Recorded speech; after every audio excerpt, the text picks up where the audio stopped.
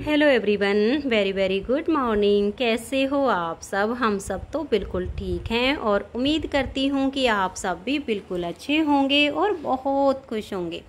आप सभी का आपके अपने चैनल एसके ब्लॉग्स में बहुत बहुत स्वागत है। तो फ्रेंड्स, सबसे पहले आप सभी को मेरी प्यार भरी राधे राधे। आप सभी के लिए परमपिता परमात्मा के चरणों में प्रार्थना करती हूँ कि परमात्मा आप सभी को अच्छी सेहत बख्शे, आप सभी की सारी मनोकामनाएं पूरी हो जाएं और आप सभी के जीवन में ढेर सारी खुशियाँ आएँ। और अभी सुबह के 8 बज चुके हैं। मैंने अपने प्यारे से कन्हैया को जगा दिया है। लाला तो मेरे अभी खेल रहे हैं, क्योंकि मैं लाला को जगा के और जो तांबे की लुटिया का पानी होता है, बासा पानी, वो लाला को पिला देती हूँ। फिर लाला थोड़ी सी देर खेलते हैं, तब तक मैं उनके स्नान की तैयारी कर देती हूँ। और ये नहीं होता है कि भाई बच्चे को जगाओ और सीधा उनको नहला दो। ऐसे तो छोटे बच्चों को बिल्कुल भी अच्छा नहीं लगता है। वो थोड़ी देर खेलते हैं, बाद में उनको नहलाया जाता है।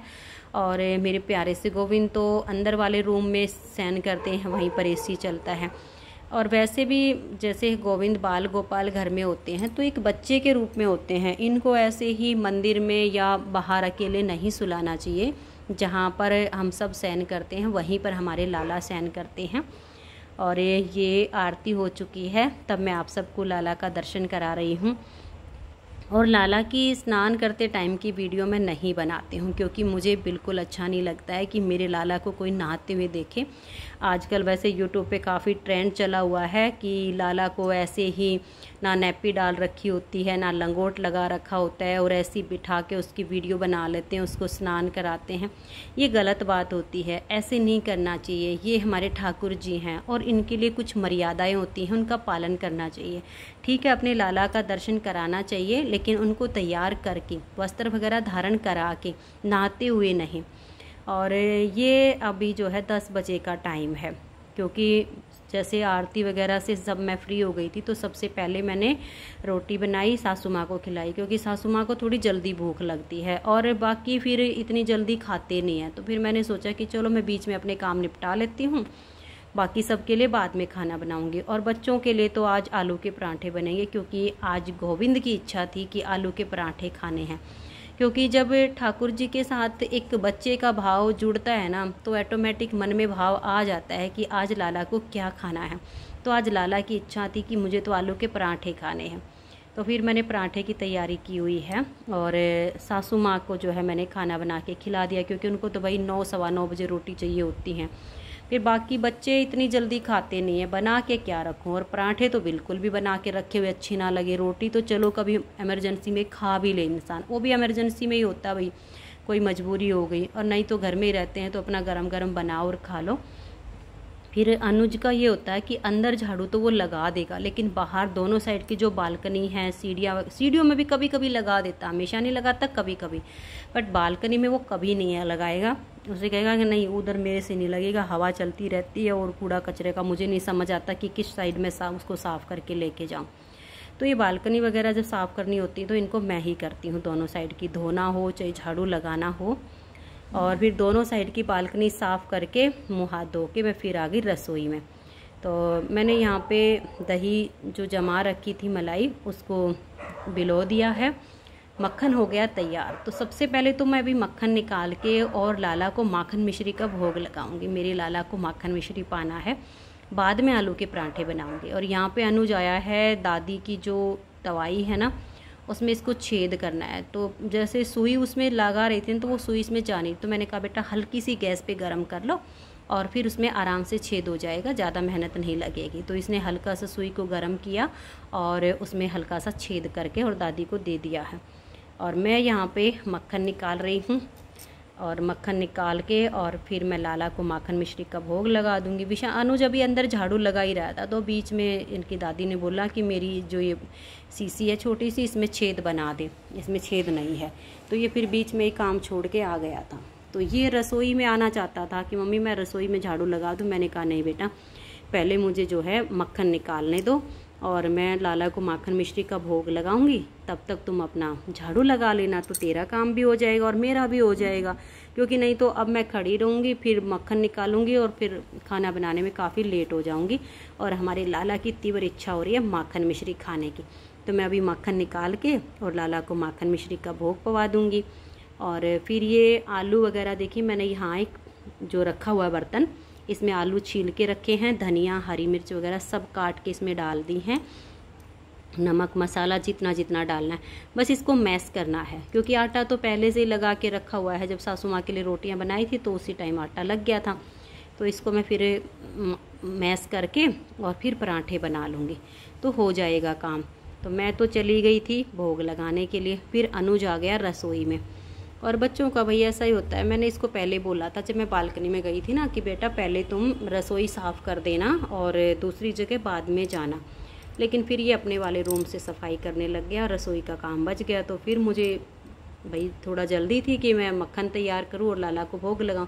तो फिर मैंने कहा दूसरी साइड जो कमरे हैं, ऊन वाला कमरा है, उधर की साफ़ सफाई करके लाओ, पहले मैं निपटा लेती हूँ, फिर तुम रसोई साफ़ कर देना, तो काम हो जाएगा दोनों का। और अनुज का ये है कि भाई झाड़ू बहुत अच्छी लगाता, एक एक सामान को हटा के लगाएगा, बिल्कुल जैसे ये सब्जी वाली टोकरी है, कूलर है, जो पायदान वगैरह होते हैं, एक एक चीज़ को उठाएगा, झाड़ेगा, फिर लगाएगा। मतलब जैसे लड़कियां साफ सफाई करती है ना गहराई से, ऐसे ही करता है। ऐसे नहीं करता कि भाई थोड़ा सा चलता काम कर दिया, नहीं, लड़का है लेकिन काम बहुत बारीकी से करेगा। जो भी करेगा, अगर बर्तन साफ़ करने इसको लगा दो तो बहुत अच्छे से एक एक बर्तन को बहुत ध्यान से साफ़ करेगा कि कहीं उस पर कुछ लगा ना रह जाए।